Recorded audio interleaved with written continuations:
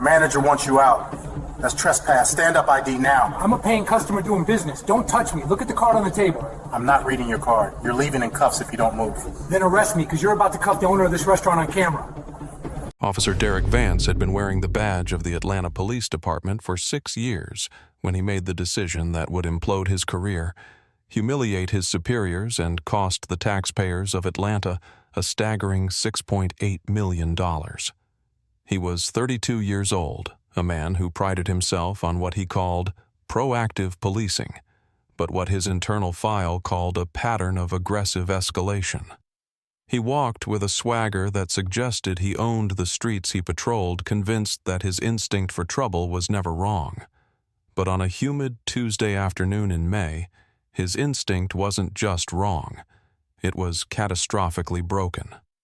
The setting for this disaster wasn't a dark alley or a crime-ridden corner. It was Hearth Oak, a premier Southern dining establishment in the affluent Buckhead district. It's the kind of place where the sweet tea is always cold, the shrimp and grits are world-famous, and the valet line is full of Mercedes and BMWs. It was 12:15 p.m., the peak of the lunch rush. Sunlight streamed through the floor-to-ceiling windows, illuminating the polished mahogany tables and the bustling waitstaff. Sitting in one of the prime circular booths near the back was Marcus Thorne. At 54 years old, Thorne was a man who carried himself with a quiet, undeniable gravity. He was dressed casually that day, a navy blue polo shirt, khaki golf slacks, and loafers. To the unobservant eye, he might have looked like a retiree enjoying a slow lunch. To Officer Vance, he would look like a problem. What Vance didn't know, and what he wouldn't bother to find out until it was far too late, was that Marcus Thorne wasn't just a customer. He was the founder and CEO of Thorne Hospitality Group. He had built Hearth Oak from a single roadside diner into a culinary empire spanning 5 states. He was sitting in that booth not to loiter but to conduct a secret shopper evaluation of his flagship location's new management. Before we dive deeper into how this unfolded, I want to know where you folks are watching from today. If you appreciate stories that expose the truth and demand accountability, go ahead and hit that subscribe button right now. We are building a community here that refuses to look away. The atmosphere inside Hearth Oak was lively. The clatter of silverware against china, the hum of business conversations, and the rich smell of braised short ribs filled the air. Marcus Thorne had been sitting for about 40 minutes. He had ordered a simple iced tea and a side of collard greens, but mostly he was watching.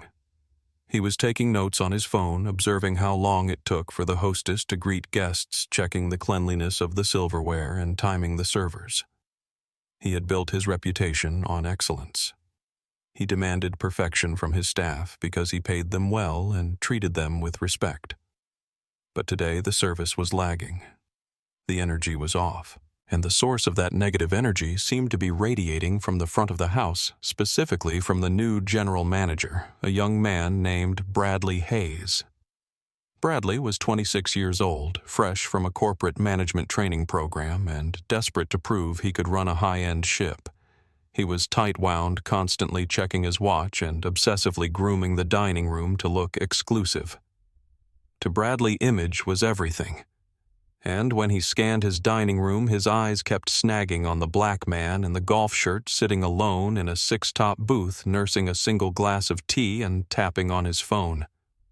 In Bradley Hayes' mind, a Hearth Oak customer looked a certain way.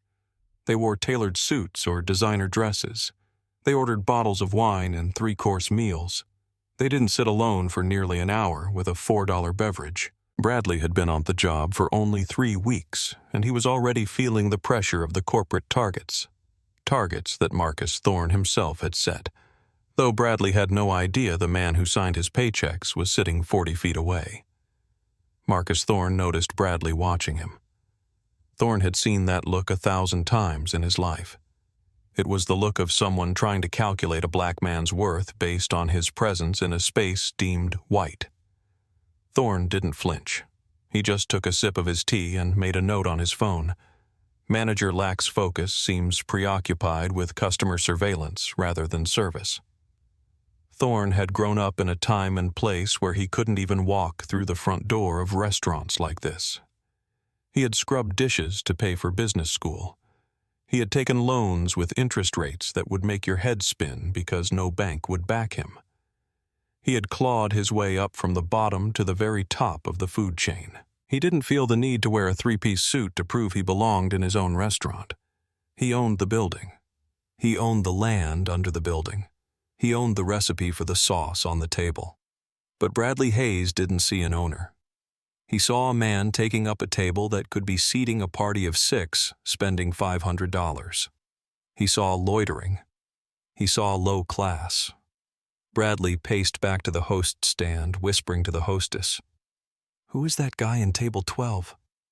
"I don't know, Brad. He just asked for tea and greens. He's been really polite," the hostess said, shrugging. "He's killing our turnover rate," Bradley muttered, adjusting his tie. "And he's making the place look casual. We aren't a coffee shop. People can't just camp out here." This is the insidious nature of bias in the service industry. It wasn't that Thorne was loud, he was silent. It wasn't that he was messy, he was immaculate. It was that he didn't fit Bradley's mental image of who deserved to occupy prime real estate during lunch hour. Bradley watched Thorne for another 10 minutes. Thorne was now typing a long email to his VP of operations detailing the slow kitchen times. To Bradley, it looked like he was just playing games on his phone. The lunch rush was peaking. There were 2 groups waiting at the door. Bradley made a decision. He was going to clear the table. He puffed up his chest, smoothed his blazer, and walked over to table 12 with a fake, tight smile plastered on his face. "Sir, excuse me," Bradley said, his voice dripping with condescension masked as politeness. Thorne looked up, sliding his reading glasses down his nose. "Yes. I'm going to need this table. We have a reservation coming in and we have a policy about camping during peak hours." Thorne checked his watch. "I haven't finished my tea, and there are 3 empty tables over there." He pointed to the corner. "Those are reserved," Bradley lied. "If you aren't going to order an entree, I can move you to the bar, but I can't have you taking up a 6-top booth for a glass of tea." Thorne studied the young man's face. He saw the nervousness, but also the arrogance. This was a teaching moment, or it could have been if Bradley had been willing to listen. "I'm comfortable here," Thorne said calmly. "I'm a paying customer. I'll leave when I'm finished with my business." "Sir, this is a private establishment." Bradley snapped, his fake smile vanishing. "If you refuse to move to the bar, I'm going to have to ask you to close out your tab and leave." "Is that right?" Thorne asked, his voice dropping an octave. "You're asking a customer to leave because he's not eating fast enough for your liking. I'm asking you to leave because you're loitering. Now are you going to go, or do I need to call for assistance?" Marcus Thorne had a rule: never pull rank unless absolutely necessary. He wanted to see how his staff handled conflict. He wanted to see if Bradley would de-escalate or double down. "I'm not loitering," Thorne said, leaning back against the leather upholstery. "I'm conducting business, and I suggest you let me finish." Bradley's face turned a shade of red that clashed with the maroon interior. He felt his authority slipping. In his mind, this man was challenging him in front of his staff and other customers. He turned on his heel without another word and marched back to the office. He didn't go to the kitchen to check on food. He didn't check on the waiting guests. He went straight to the phone and dialed the non-emergency line, which in Atlanta often routed directly to dispatch with high priority if the caller claimed a disturbance. 911. "What is your emergency?" "This isn't an emergency yet, but I need an officer at Hearth Oak on Peachtree Road immediately." Bradley said, his voice trembling with adrenaline. "I have a hostile individual refusing to leave the premises." "Is he violent? Is he armed?" the dispatcher asked. "He's aggressive," Bradley lied. "He's refusing lawful commands to vacate private property. He's making my other customers feel unsafe. I need him removed for trespassing." Let's pause here. Hostile, aggressive, unsafe. These are buzzwords that trigger a heightened police response. Bradley Hayes was weaponizing the police force because his ego was bruised by a quiet man drinking tea. Do you think managers should face criminal charges for making false reports like this? Let me know in the comments below. The call went out over the radio. Disturbance at Hearth Oak. Male suspect refusing to leave hostile behavior. Officer Derek Vance was 3 blocks away in his patrol cruiser. When he heard Hearth Oak, he didn't picture a senior citizen. He didn't picture a business meeting. He heard hostile and refusing to leave, and his mind immediately painted a picture of a threat. Vance had a history. His file was thick with complaints 14 in 6 years. Most were for discourtesy or unnecessary roughness. He was the kind of officer who saw every interaction as a contest of dominance. If you submitted, you were fine. If you asked why, you were resisting. He had been reprimanded twice for escalating verbal disputes into physical altercations, but the union had protected him, and his supervisors, desperate for bodies on the street, kept signing off on his evaluations. Vance radioed back. "Unit 4 Alpha, I'm just around the corner. I'll handle it." "Copy that, 4 Alpha. Subject is described as a black male, blue shirt causing a disturbance." Vance hit his lights not because he needed to, but because he liked the rush.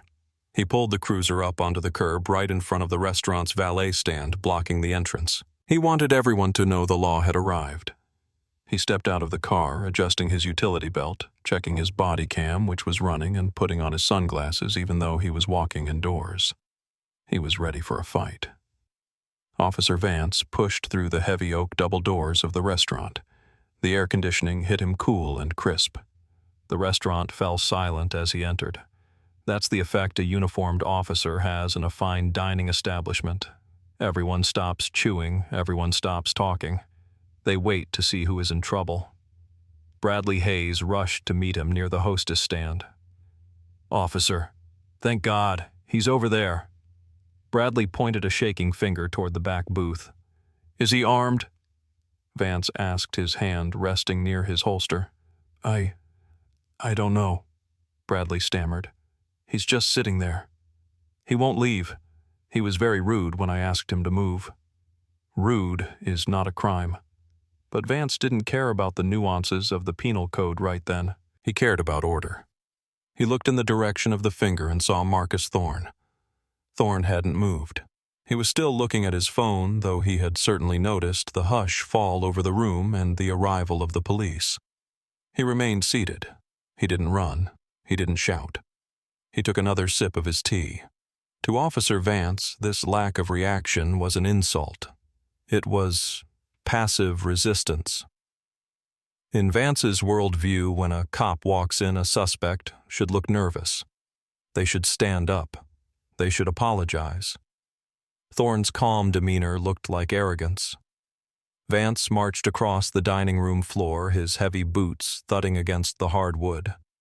He bypassed the empty tables, his eyes locked on Thorne.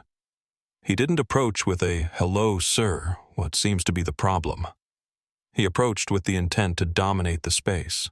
He stopped right at the edge of the table, towering over the seated man. "You, let's go," Vance barked. Marcus Thorne looked up slowly. He removed his reading glasses and folded them deliberately, placing them on the table next to his phone. He looked Vance in the eye, a look of appraisal, not fear. "Excuse me, officer," Thorne said, his voice steady and deep. "You heard me. The manager wants you gone. That means you're trespassing. Up. Now." "I haven't broken any laws, officer. I'm a paying customer finishing my meal," Thorne replied. "The manager revoked your invitation to be here. That makes it criminal trespass. I'm not going to ask you twice. Get your ID out and stand up." Vance was already entering his escalation tunnel. He wasn't looking around. He wasn't listening to the tone of Thorne's voice. He was only focused on compliance. Thorne sighed. He knew how dangerous this moment was. He had seen the news. He knew that reaching into a pocket could be a death sentence. "Officer, my identification is in my back pocket. I am going to reach for it slowly, but I think you should know." I don't care what you think. Vance interrupted, his voice booming across the restaurant. ID now, or you're going out in cuffs. At the tables nearby, customers were pulling out their phones. A woman in a business suit 3 tables away had her camera trained on them. A young couple at the bar turned around to watch. The audience was assembling, but Vance was too focused on his prey to notice. Marcus Thorne slowly reached for his wallet. He moved with the deliberate slowness of a man who knows that a sudden movement could end his life. He placed his leather wallet on the table and slid out his driver's license. He also slid out a heavy cream-colored business card with gold embossing. "Officer, before you take this any further, I am asking you to look at this card," Thorne said. Vance snatched the license, ignoring the business card completely. He glanced at the ID. Marcus Thorne. "Okay, Marcus. You're done here. Stand up." "Officer, please look at the card," Thorne repeated, his voice firming up. "I'm not here to read your mail, pal. I'm here to remove a trespasser." Vance dropped the license onto the table and grabbed Thorne's upper arm. The contact was shocking. Thorne recoiled, pulling his arm back. "Do not touch me. I am not resisting, but do not put your hands on me." "That's it!" Vance yelled. He unclipped his taser and pointed it at Thorne's chest. The red laser dot danced on Thorne's navy polo shirt. "You are under arrest for obstruction and trespassing. Turn around, hands behind your back." Gasps erupted from the diners. "He didn't do anything," a woman shouted from a nearby table. "He's just sitting there," another man yelled. "Officer, this is a mistake." This came from the hostess, who looked terrified.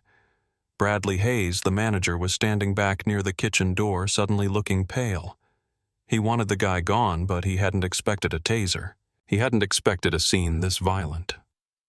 Thorne raised his hands, slowly, palms open. "Officer, you are making a grave error. I own this building. I am the CEO of Hearth Oak." Vance paused for a microsecond, but his brain rejected the information. It didn't fit the narrative. A black man in a polo shirt doesn't own a Buckhead fine dining restaurant. He's lying. He's crazy. He's desperate.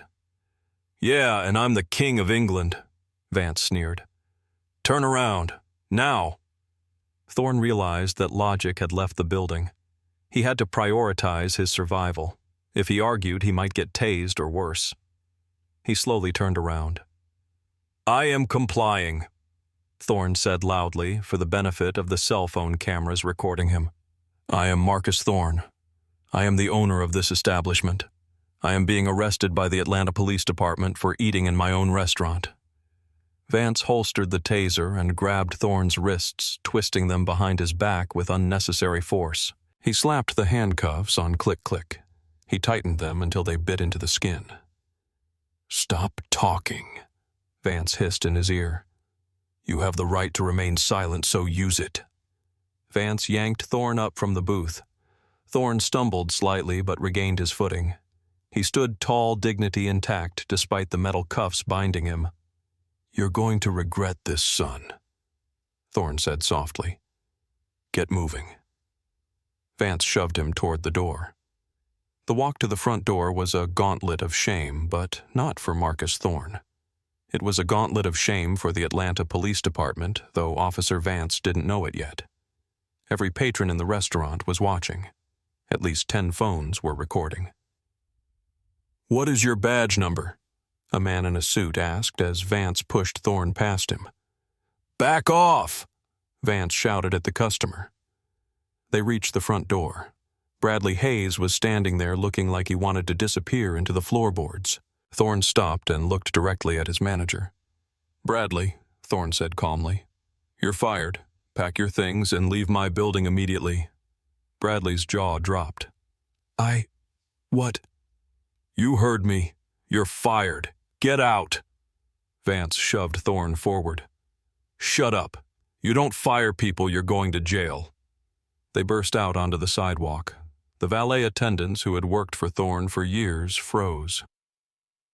"Mr. Thorne," one of the valets asked, his eyes widening. "Officer, what are you doing?" "That's Mr. Thorne. He owns the place."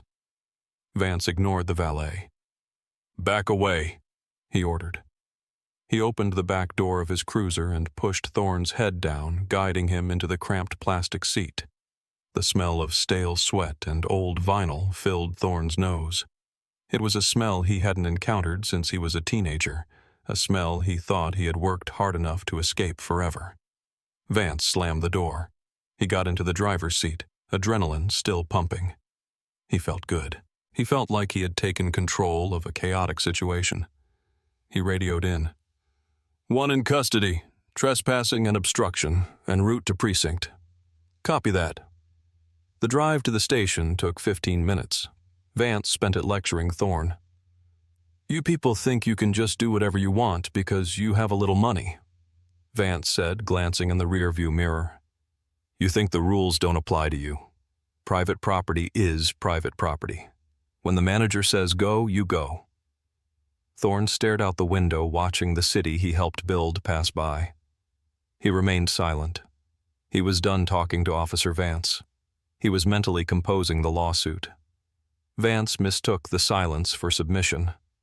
He smirked. "Not so tough now, are you?" They arrived at the precinct. Vance pulled into the sally port, got Thorne out, and marched him into the booking area. "What do we have?" the desk sergeant asked. He was an older man, Sergeant Miller, nearing retirement.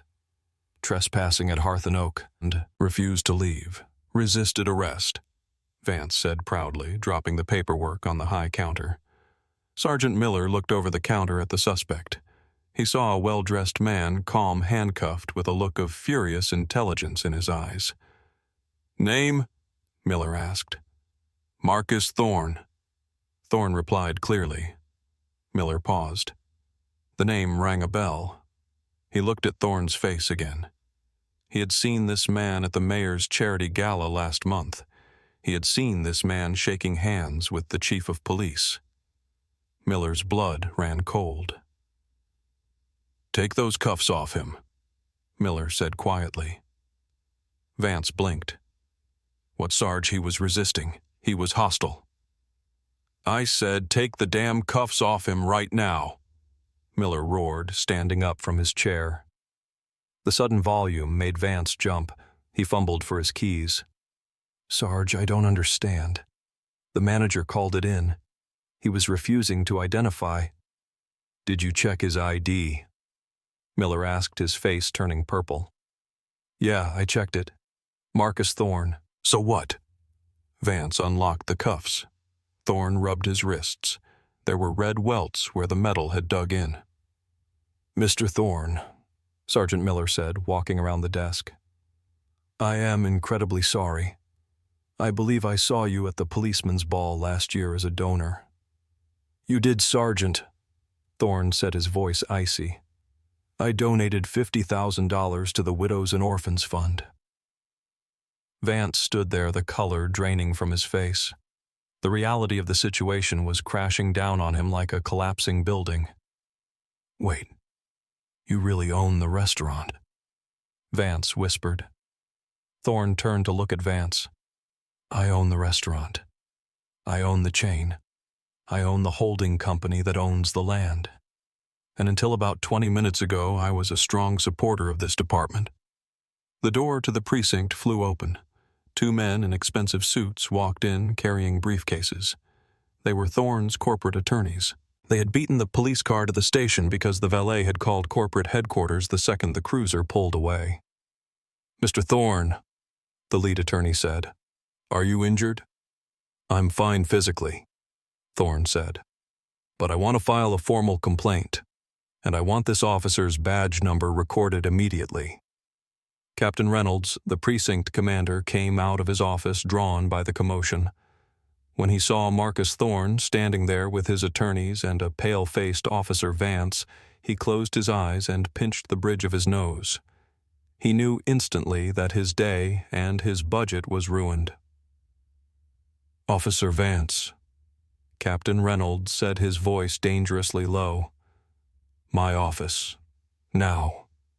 Leave your gun and your badge on the desk." Captain. I followed procedure. Vance pleaded, panic setting in. The manager told me to remove him. You arrested a man for trespassing in his own building, Reynolds shouted. You didn't verify a damn thing. You escalated a non-crime into a civil rights violation in front of 50 witnesses. Get in my office. Vance unbuckled his belt. His hands were shaking so hard he dropped his keys. The sound of them hitting the linoleum floor was the only sound in the room. Marcus Thorne watched him go. He felt no satisfaction, only a deep, weary sadness. This is why, Thorne said to the sergeant. This is why it doesn't matter how many suits I wear or how many businesses I own. To him, I was just a suspect. We will make this right, Mr. Thorne, the sergeant said. You can't make it right, Thorne replied, but you will certainly pay for it. The fallout was swift, brutal, and public. By that evening, the video footage from the restaurant had gone viral. It had 4 million views on Twitter and was the lead story on CNN. The image of Officer Vance shoving a handcuffed CEO into a police car while a valet yelled, "He owns the place," was played on a loop. Bradley Hayes, the manager, tried to claim he was just following policy. It didn't work. He was terminated for cause, and his name became toxic in the hospitality industry. He gave an interview trying to apologize, citing unconscious bias, but the internet was unforgiving. Officer Derek Vance was placed on administrative leave, then fired 2 weeks later, after an internal investigation found he had violated multiple policies regarding de-escalation, probable cause, and arrest procedures. He lost his pension. He lost his career. But the legal battle was the main event. Marcus Thorne filed a federal civil rights lawsuit against the City of Atlanta officer Vance and the police department. The suit alleged false arrest, excessive force, and racial profiling. The evidence was overwhelming. The 911 call proved Bradley lied about hostility. The Bodycam footage proved Thorne was compliant and calm. The business card Vance refused to look at was the nail in the coffin. The city didn't even try to take it to trial. They settled for $6.8 million, one of the largest individual settlements for a wrongful arrest in the city's history. Marcus Thorne didn't keep a dime of it. He started a legal defense fund for people who couldn't afford attorneys, people who were arrested for loitering or trespassing because they didn't look like they belonged. In a press conference after the settlement, Thorne stood at a podium. He looked tired. They paid me because I had the resources to fight, he told the reporters. They paid me because I owned the building. But what happens to the man who doesn't own the building? What happens to the teenager waiting for a bus? What happens to the person who just wants a cup of coffee until we fix the heart of the system that sees my skin as a threat before it sees my humanity? No. Amount of money will be enough. The settlement forced the Atlanta PD to overhaul their training on trespassing calls. Officers were now required to verify ownership claims and consult with supervisors before making arrests in commercial disputes. It was a policy change written in ink, but paid for in dignity. As we close this story, I want you to sit with that final image. A man who built an empire stripped of his rights in seconds because a 32-year-old officer decided he didn't fit the profile. It brings us to a difficult question, but one we have to ask. If an FBI agent can be arrested for coffee and a CEO can be arrested for lunch, is anyone truly safe from this kind of bias? Or is safety just a privilege that can be revoked at any moment? Thank you for watching. If this story moved you, please share it. Justice lives in the light, and we need your help to keep shining it. Be safe, look out for one another, and I'll see you in the next video.